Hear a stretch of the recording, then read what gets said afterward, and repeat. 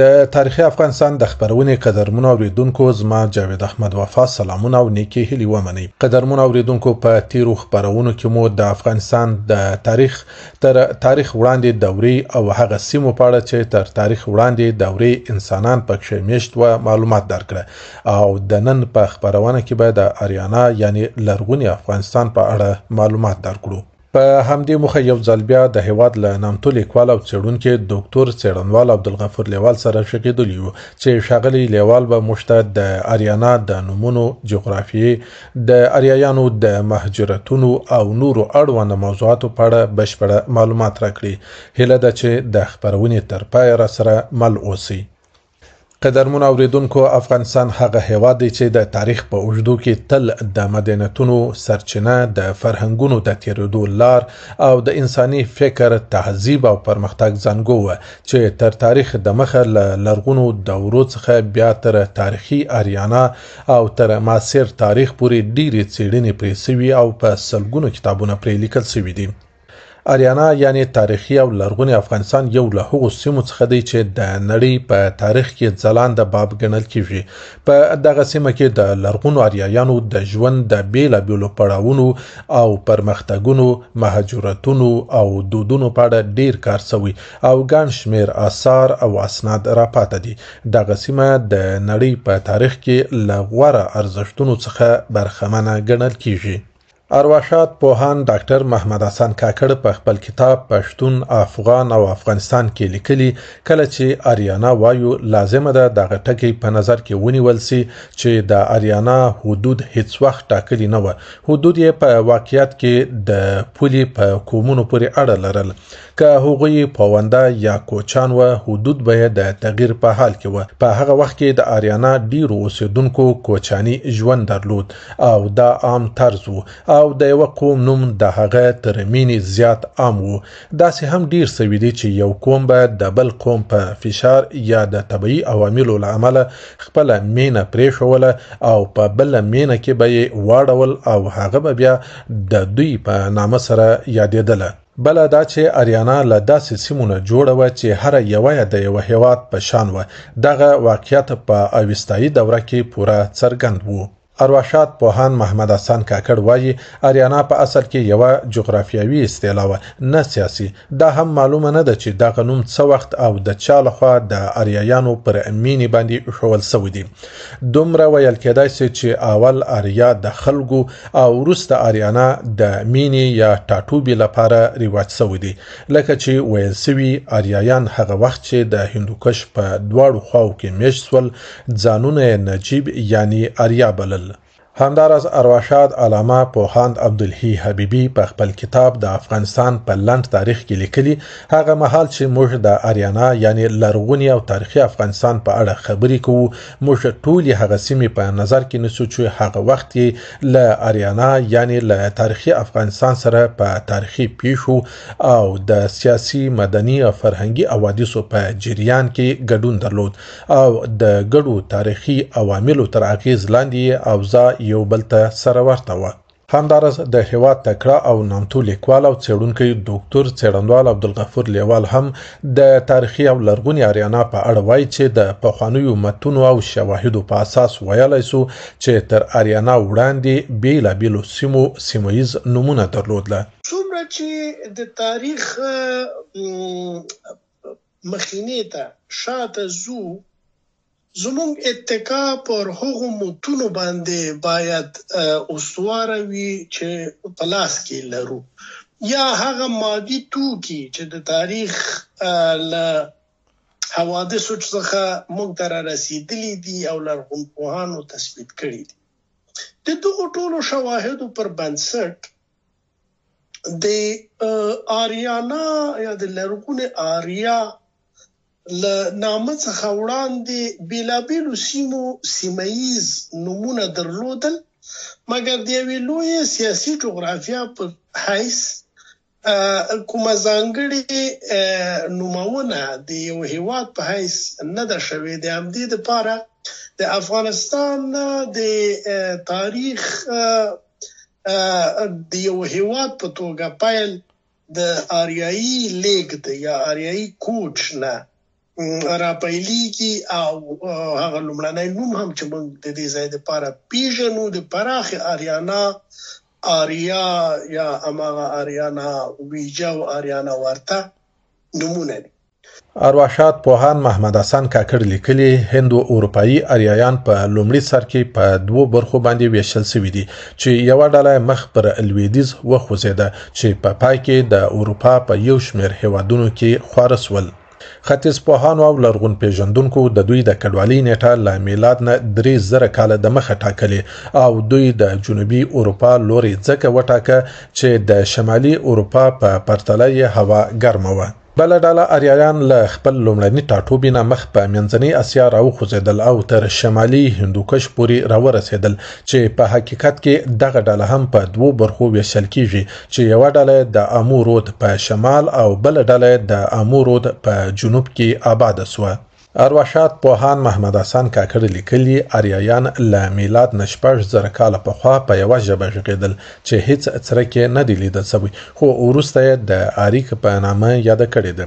وروسته چې اریایان ډلې او بیل سول ژبې یې هم ډیرې او بیلې سوې خو پوهان په دې اړه چې د دوی لومړنی ټاټوبی چیرې و په یوه نظر نه دي. دوی ځکه په یوه نظر نه دي چې په دې اړه شواهد نسته او نظرونه هم ډیر دي. د دغو نظرونو لمخې د اروپا بیلابیلې سیمې لکه جرمني، سکندناوي هیوادونه، د مدیترانې سیمې د اریایانو لومړني ټاټوبي ښودل سوي دي خو اروپایان چې په اسیا کې په 19مه پیړۍ کې ډیر ښکېل سول او پوهانو یې چې هندو ایراني ژبې وڅېړلې په دې فکر کې سول چې د دوی خپلې ژبې له دې ژبو سره خوندي دي. ماکس مولر او نور ژبپوهان په دې نظر دي چې اریایان د هندو اروپایانو نیکونه دي. په دې ډول د اریایانو اصلي ټاټوبی په اسیا کې وګڼل سو. په دې اړه تاریخ پوه ارواښاد احمد علي کوهزاد په پوره باور سره وایي چې د اریایانو د پیدا کېدو او ظهور ځای او زانګو د اکسوس د سرچینې او سردریا ترمنځ سړه او یخه منطقه وه. کله چې موږ د اریایانو د لومړي کوچ او مهاجرتونو په اړه له ښاغلي لیوال سره خبرې وکړې نو ښاغلي لیوال د اریایانو د لومړي مهاجرت او سیمو په اړه داسې وویل. ځینو یې لومړنی کوچ بیرته له اروپا څخه د بالتیک له څنډو ښوولی، ځینو د سایبیریا له جنوب څخه د باختر په مرکزیت د کاسپیان او بیا مدیترانې له اړخه وروسته زمانو کې اروپا او د بالتیک څنډو پورې ورغلي خلک ګڼلي دي چې په دې توګه یې دغه دایره بشپړه کړې ده او دا د سلګونو کلونو په اوږدو کې یو پراخ کوچ دی چې لرغونو آریایانو د شنو ورشوګانو، نویو څړځایونو او د هستوګ لپاره د نویو تودو ځمکو او د اوبو تر غاړو د هستوګن ځایونو په لټه کې دا ځایونه نیولي دي او هلته مې شوي دي. هغه مهال چې اریایانو په دې سیمه کې خپل ټولنیز ژوند پیل کړ نو خپل ځانونه یې آری بلل او خپل جغرافیوي استوګنځای ته یې آریا ورته، آریا ورشه، آریانا ویجو یا آریانا ویجا ویل. ارواښاد علامه پوهان عبدالحی حبیبی په خپل کتاب د افغانستان په لنډ تاریخ کې لیکلي چې آریانا ویجا چې په پښتو کې تر اوسه اویجا د ټاټوبي او د استوګنې د سیمې په معنا کارول کیږي د تاریخ پوهانو په وینا د پامیر سیمې او یا د خوارزم شاوخوا او د خزر د دریاچې څنډو ته ویل کېده.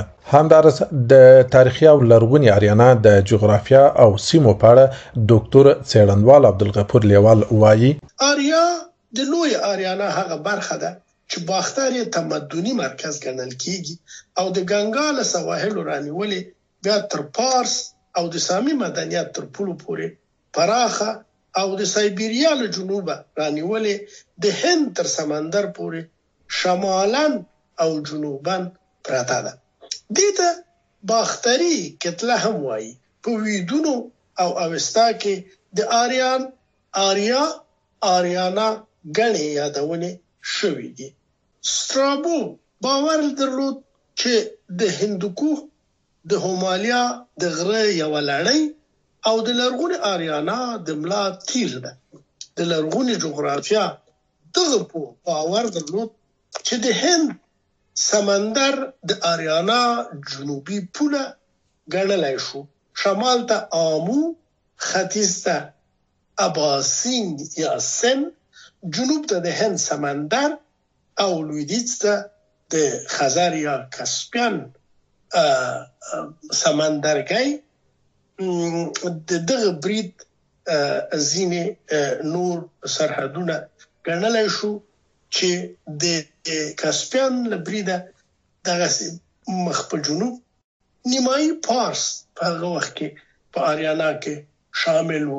نیمایي پارس ځکه چې د پارس لویدیځې څنډې د سامي مدنیتونو تر اغیز لاندې وي او هلته تر ډیره بریده د سریانی او بابلي تمدنونو نښې ډېرې بارزې وي.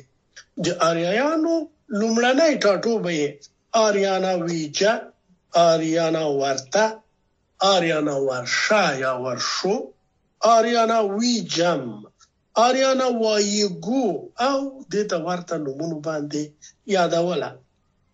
ښاغلی لیوال وایي چې په آریانا یعنی لرغوني افغانستان کې تر آریایي کوچ وړاندې هم یو شمېر توکمونو میشت وه چې پری آرین په نوم یادېدل او تور پوستکی درلود.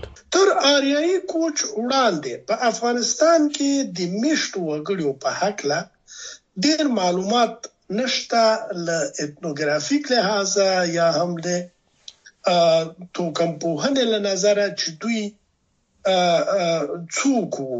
لرغونپوهان باور لري چې له لویدیځه سامي توکمونو تر پارس پورې د خپلې واکمنۍ لمنې راخورې کړې وې په هغه زمانه کې چې لا آریایان د سایبیریا له جنوب څخه راخوځېدلي نه وو یا لږ تر لږه د قراقرم دښتو تر شاوخوا را رسېدلي. په دغه مهال په لویدیځ کې د پروتو اعلامي تمدن نښې وینو چې همدغو سامي نژادونو لخوا جوړ شوي وو. دوی ښایي په ختیځ کې له هغو ډراویدي یا د ډراویډنو تربورانو سره مخامخ شوي وي چې تور پوستکی درلوده. د اوسني افغانستان او د هندوستان په شمال کې د دغو پری آریان یا تر آریایانو مخکې د تورو یا تیارو پوستکو لرونکو انسانانو د ژوند شتون او د دوی هستوګنې یقیني دي. ډېر وروسته دغه تر آریایانو وړاندې خلک د هندوستان جنوب ته وکوچېدل او یا هم د آریایي قبیلو په راتلو سره شاته وتنبول شول. د همدې دپاره فکر کیږي چې آریایان نسبتا د سپین پوستکي خاوندانو او هغه قبیلې چې بیا وروسته په هند کې د ډراویډیان او یا پری آریایانو قومونو له امتزاج څخه د آریایانو سره یو وصلت وکړ.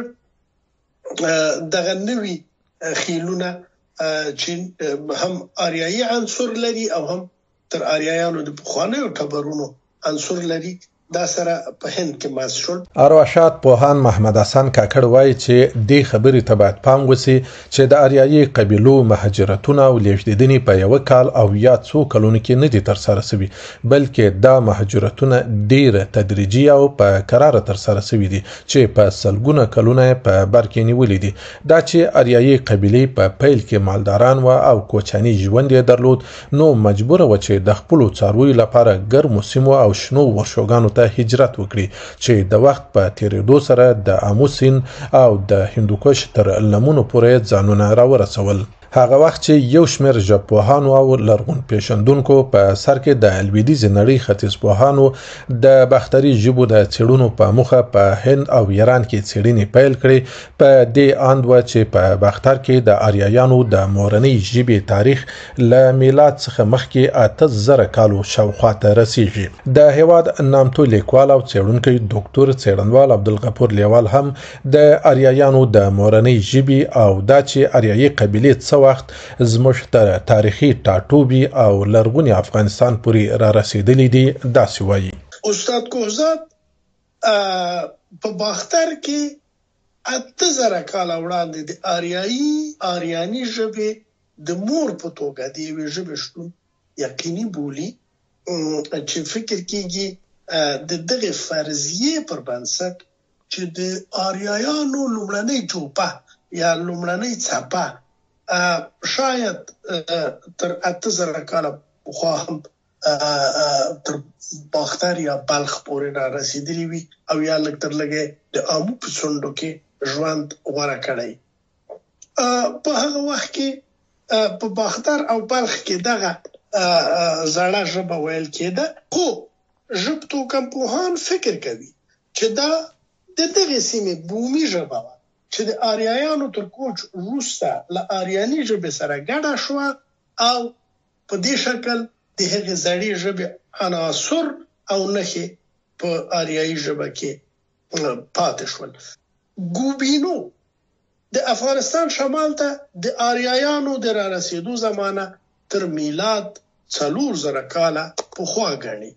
استاد حبیبي هم تر 2500 قبل المیلاد پورې د افغانستان په شمال کې د سپون پوټکو آریایانو کوچیاني ژوند یقیني ګڼي چې ښایي هغه مهال له هندوکوخه را اوښتي او د هندوستان تر شمال پورې خواره شوي وي. دا یقیني ده چې آریایانو په باختر یا بلخ کې تر لومړنۍ واکمنۍ او ښار جوړونې ډېر پخوا د آمو سیند دواړو غاړو ته کوچانی ګرځنده ژوند درلود. ارواښاد پوهان محمد حسن کاکړ په خپل کتاب پښتون افغانستان کې لیکي ګڼ شمېر لرغونپوهان د اوستا د سرچینو پر بنسټ په دې اندي چې د ډیرو سړو او یخنۍ له کبله لرغونو اریایانو د ماروي له لارې باختر ته چې د 15000 قبل میلاد کال شاوخوا به داخل سول او لږ تر لږه 3000 کاله په باختر کې پاتې سول. دوی له کرهنیزو هڅو سربیره د خپلو څارویو د روزنې او د څړځایونو د پیدا کولو لپاره هم ډیر ځایونه وموندل. ورو ورو یې د ټولنیز ژوند د ودې او پرمختګ هڅې چټکې کړې. آریایانو په لرغوني آریانا کې نه یوازې کوچاني ژوند درلود بلکې کرهنه هم پیل کړې وه او د کورونو او ښارونو د جوړولو لپاره هم لومړني کارونه پیل کړل. د شمیر د زیاتوالي لامل یا د خپلو څارویو لپاره د څړځایونو د موندلو په مخه ویدي قبایلو له میلاد څخه مخکې 2000 کالو په شاوخوا کې له باختر نه هجرت پیل کړ.